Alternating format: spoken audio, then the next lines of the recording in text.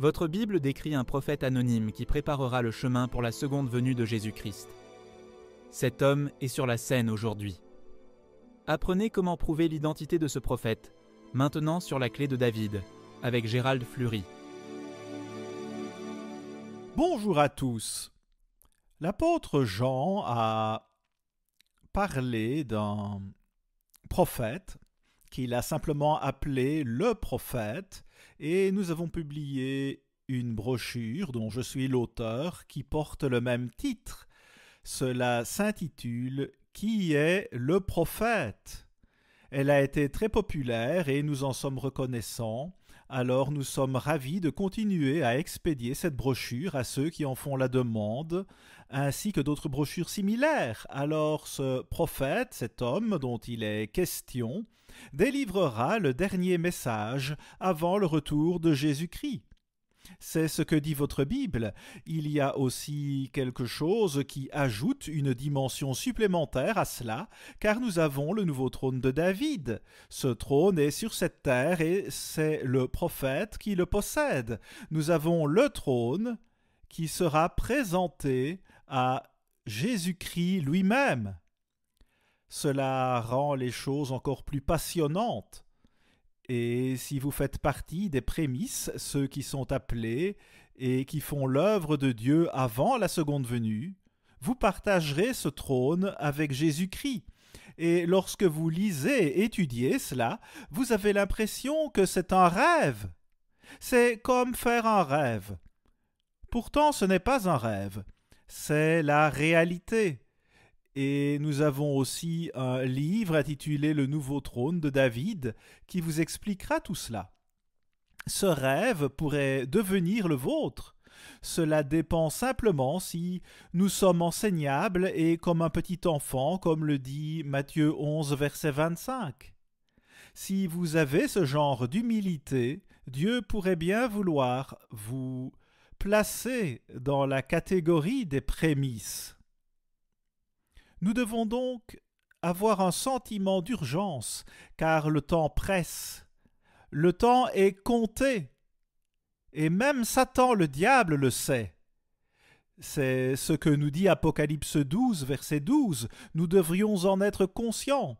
Permettez-moi de vous lire un passage dans Jean 1, verset 19. Cela dit, « Voici le témoignage de Jean lorsque les Juifs envoyèrent de Jérusalem des sacrificateurs et des Lévites pour lui demander « Toi, qui es-tu » Il déclara, et ne le nia point, il déclara qu'il n'était pas le Christ. Et ils lui demandèrent « Quoi donc, es-tu Élie » Et il dit « Je ne le suis point. Es-tu le prophète » Et il répondit « Non. » C'est Jean-Baptiste qui parle dans ce passage, et il affirme qu'il n'est pas l'un de ces prophètes.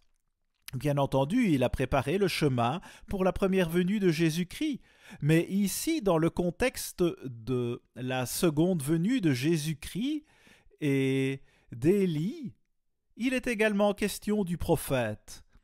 Les gens ne sont pas parvenus à comprendre qui était cet homme, mais ils savaient quelque chose à propos de ce prophète.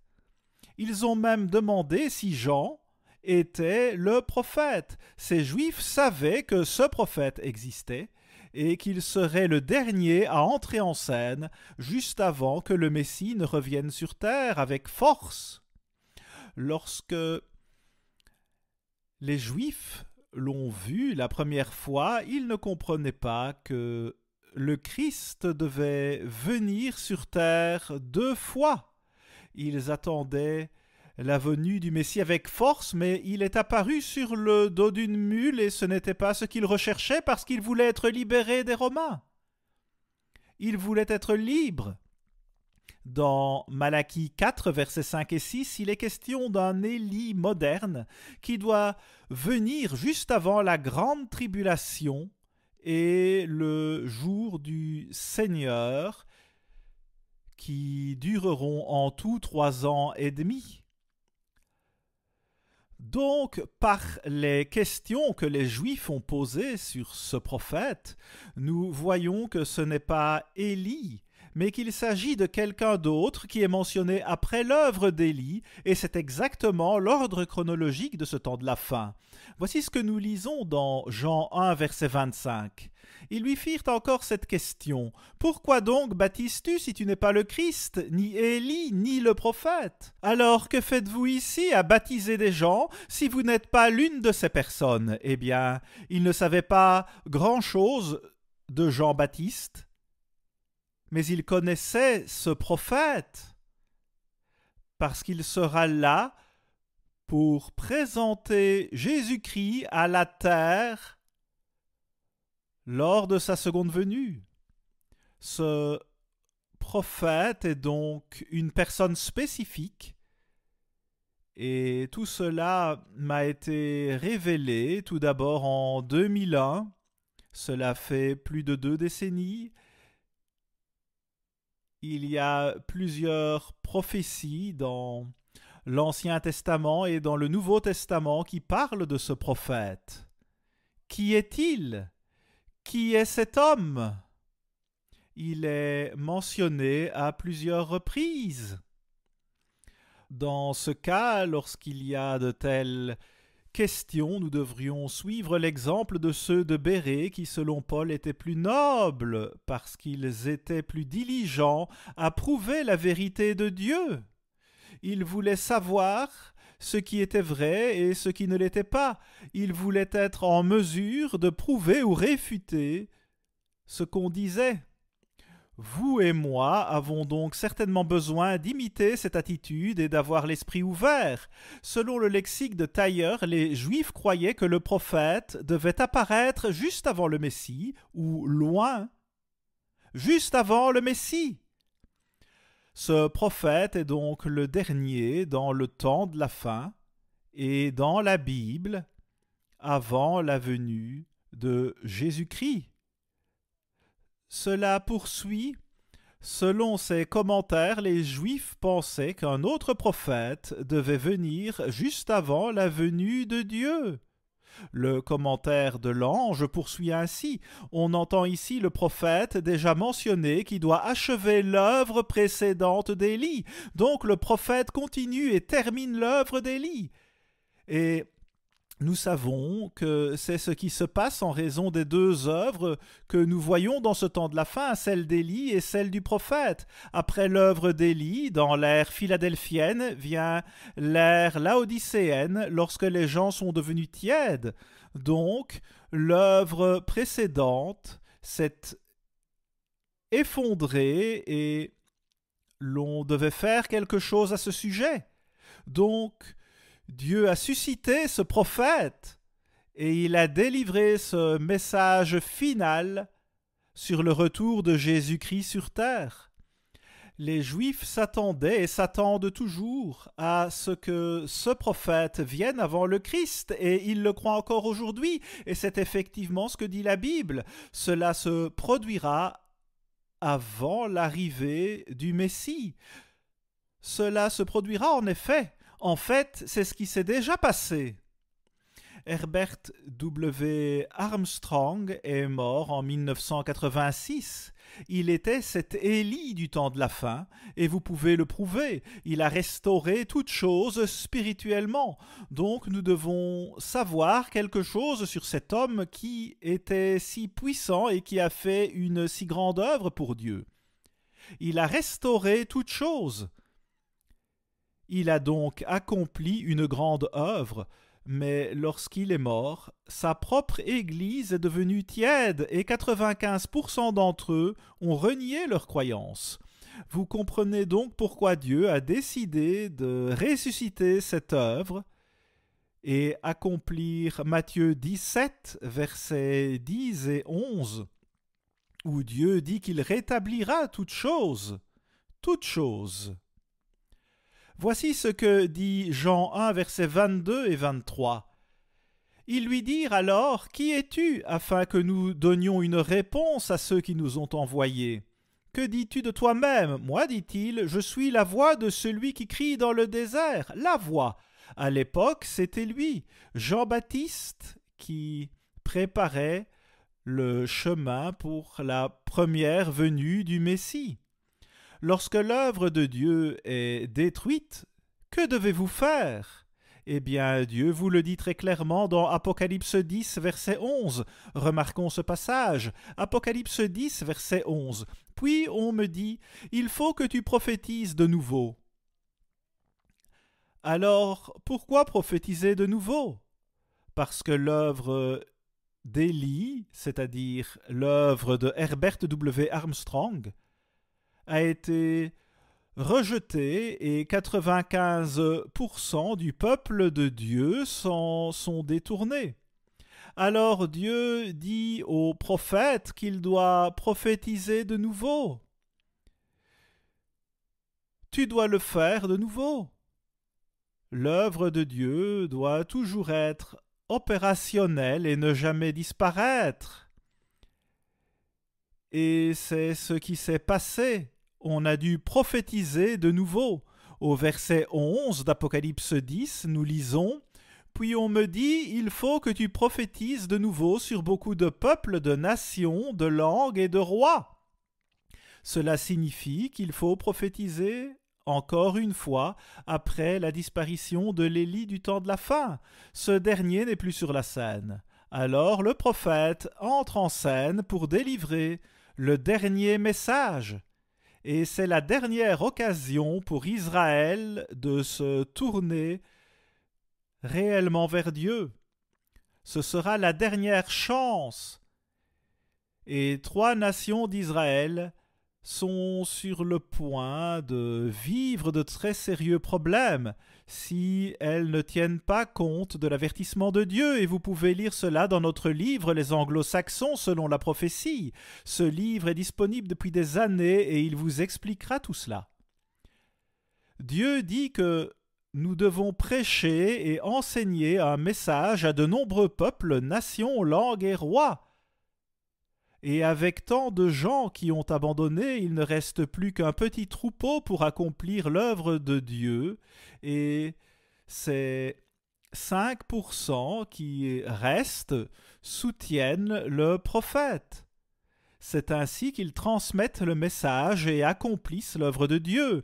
Lisons le verset 1 du chapitre 11. « On me donna, au singulier, donc une seule personne, un roseau semblable à une verge en disant « Lève-toi et mesure le temple de Dieu, l'autel et ceux qui y adorent. » Et la phrase « Lève-toi » signifie en fait une résurrection. Lève-toi, il y a un travail à faire. Réveillez-vous! Il y a un travail à faire et nous devons prophétiser de nouveau. C'est quelque chose que nous devrions toujours faire, se lever et prendre position pour Dieu, prendre position pour lui. C'est la seule façon de plaire à Dieu. C'est ce que nous devons faire. Dans ce passage, nous voyons que ce prophète a l'autorité et peut mesurer l'Église et l'autel qui symbolise le ministère. Cet homme doit délivrer un message. Le prophète dont il est question a une alliance avec Dieu. Alors ce prophète et les Philadelphiens se lèvent comme le Christ l'ordonne, tandis que les Laodicéens sont aveugles et simplement endormis spirituellement. Cette ère tiède est celle qui a suivi l'ère philadelphienne, et cette dernière était l'époque où cet Élie du temps de la fin avait restauré toutes choses. Remarquez donc le verset 1. Il est question du parvis intérieur, et le parvis intérieur est l'endroit où Dieu demeure. Dieu demeure effectivement dans son Église, où qu'elle soit. La première fois que le Christ est venu sur terre, il a déclaré qu'il allait bâtir son Église. C'est mon Église et elle ne mourra jamais. C'est une promesse certaine de Dieu. Ce petit troupeau doit donc se trouver quelque part sur terre. Où est-il? Quelle bénédiction! de comprendre ce prophète et ce qui se passe et quel genre d'œuvre Dieu est en train de faire à nouveau. Il doit le faire à nouveau. Je vais lire encore une fois Apocalypse 11, verset 1. On me donna un roseau semblable à une verge en disant « Lève-toi et mesure le temple de Dieu ». En grec, c'est le mot « naos », la cour intérieure où Dieu demeure. Puis il y a l'autel, un symbole du ministère, et ceux qui y adorent. Le parvis intérieur et l'autel, qui symbolisent le ministère, doivent être mesurés et corrigés. Verset 2. « Mais le parvis extérieur du temple, laisse-le en dehors et ne le mesure pas. » Car il a été donné aux nations, et elles fouleront aux pieds la ville sainte pendant 42 mois. Ces gens vont avoir de sérieux problèmes parce qu'ils sont maintenant dans le parvis extérieur. Ils étaient dans le parvis intérieur, mais maintenant ils sont passés dans le parvis extérieur. Et à cause de cela, Dieu les punira dans la grande tribulation s'ils ne se repentent pas de ce qu'ils ont fait. C'est ce qu'il fera. Les Laodicéens sont maintenant dans le parvis extérieur, mais remarquez ce que fait le prophète jusqu'à ce point. Il parle aussi d'espoir. Lisons le verset 15. Le 7e ange sonna de la trompette et il y eut dans le ciel de fortes voix qui disaient « Le royaume du monde est remis à notre Seigneur et à son Christ, et il régnera au siècle des siècles. » Ce monde et ses royaumes sont donc sur le point de devenir le royaume de Dieu sur terre. Quel merveilleux avenir nous attend! Mais si nous ne le comprenons pas ou si nous ne savons rien à ce sujet, cela se produira quand même. Dieu fera en sorte que cela arrive. C'est le prophète de Dieu qui nous parle de ce merveilleux avenir qui nous attend. Et bien entendu, c'est Jésus-Christ qui parle, pas un homme, pas même un prophète. C'est l'œuvre de Dieu, c'est lui qui œuvre. Si vous regardez le prophète Ézéchiel, il parle aussi de ce prophète et son message d'avertissement était pour Israël. Mais lorsqu'il a prophétisé cela, Israël était en captivité depuis 100 ans déjà. Donc sa prophétie est spécifiquement pour ce temps de la fin. Pour aujourd'hui, il y a quelques prophéties difficiles à vraiment accepter dans ce livre, mais nous devons le faire. Remarquez ce que disait Ézéchiel 33 au verset 7. « Et toi, fils de l'homme, je t'ai établi comme sentinelle sur la maison d'Israël. Tu dois écouter la parole qui sort de ma bouche. Dieu va donc lui parler et les avertir de ma part, transmettre cet avertissement de Dieu. Il ne s'agit pas de ce que fait un homme, il s'agit de ce que fait Dieu. Et aussi, cette sentinelle n'est pas choisie par le peuple. Dieu dit « Je t'ai établi comme sentinelle ». N'est-ce pas un travail sérieux qui doit être accompli? Oui, effectivement. Au verset 11, voici ce qu'on doit faire. « Dis-leur », c'est ce que le prophète doit faire. « Dis-leur ceci ». Et le passage ne révèle pas l'identité de cet homme car il s'agit du prophète. Il suffit de lire le contexte pour s'en rendre compte. « Dis-leur, je suis vivant, dit le Seigneur l'Éternel. Ce que je désire, ce n'est pas que le méchant meure, c'est qu'il change de conduite et qu'il vive. Revenez, revenez de votre mauvaise voie. Et pourquoi mourriez-vous, maison d'Israël? Dieu ne veut pas nous voir mourir. Il ne veut pas voir la mort des nations. Mais c'est de cela qu'il parle. Est-ce la seule façon d'attirer leur attention? La plupart du temps, c'est ainsi.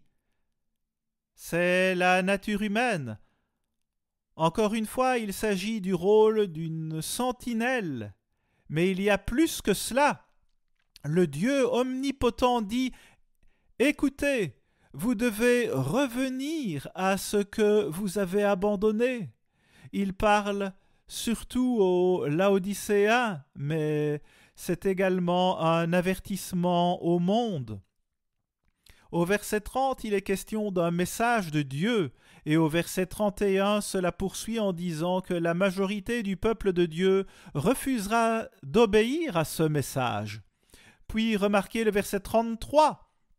Quand ces choses arriveront, et voici elles arrivent, ces choses seront bientôt accomplies, et vous pourrez les voir, les prouver et en être conscient.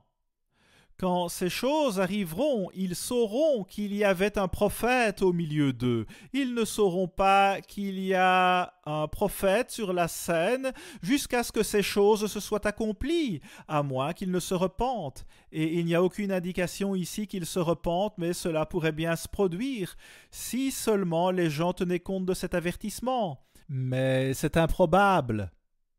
Ici, il est question d'une sentinelle et d'un prophète. Et Ézéchiel n'était pas une sentinelle, il était prophète.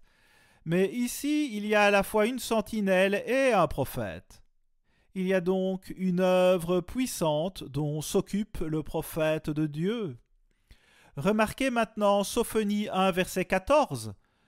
Le grand jour de l'Éternel est proche. Il est proche, il arrive en toute hâte. Regardez autour de vous, tout se passe très vite. Et le grand jour du Seigneur est très proche. Ce sera une période difficile pour beaucoup de gens. De même avec la grande tribulation si les gens ne tiennent pas compte de l'avertissement de Dieu. Ils doivent en tenir compte. Le jour de l'Éternel fait entendre sa voix, et le héros pousse des cris amers. C'est la voix. Et cet anonyme, eh bien, il est encore question de ce prophète anonyme. N'est-ce pas incroyable? Ce prophète se trouve dans beaucoup de passages différents. Lisons maintenant Sophonie 2, versets 1 et 2. « Rentrez en vous-même, examinez-vous, nations sans pudeur, avant que le décret s'exécute, et que ce jour passe comme la balle, avant que la colère ardente de l'Éternel fonde sur vous, avant que le jour de la colère de l'Éternel fonde sur vous. » 3 fois ici, Dieu dit « avant ». Assurez-vous de vous tourner vers Dieu avant que cela n'arrive. C'est ce que Dieu désire. Dans Sophonie 3, verset 2, il est question de la voix. Nous devons entendre cette voix. Il y a une voix et nous pouvons prouver l'identité de cette voix et de quoi il s'agit. Ainsi, nous pouvons tout savoir sur ce qui se passera. Mais nous devons comprendre qu'il faut faire quelque chose. Et ce que nous devons faire, c'est lire les publications que nous vous offrons et les mettre réellement en pratique. Vous pourrez alors aider Dieu à transmettre son message au monde et partager le trône de David avec Jésus-Christ. Vous pouvez le faire. Vous pouvez être l'épouse du Christ. Vous pouvez être là avec Jésus-Christ sur son trône pour toujours. Quel avenir, si seulement nous le choisissons. À la semaine prochaine, ici Gérald Fleury. Au revoir les amis.